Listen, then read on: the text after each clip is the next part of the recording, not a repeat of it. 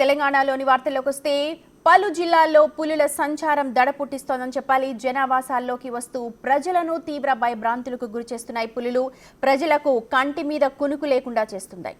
తాజాగా వరంగల్ జిల్లా నర్సంపేట సెగ్మెంట్ నల్లబెల్లె మండలంలో 3 రోజులుగా పెద్ద పులి సంచరిస్తోంది. దీంతో అటవీ అధికారులు రంగంలోకి దిగారు.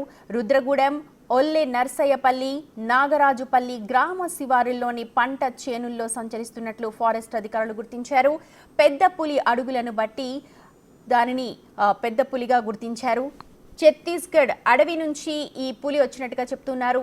దీంతో గ్రామస్తులు, రైతులను ఫారెస్ట్ అధికారులు అలర్ట్ చేస్తూ ఉన్నారు. పొలం పనులు 2 రోజుల పాటు వాయిదా వేసుకోవాలని సూచనలు జారీ చేశారు.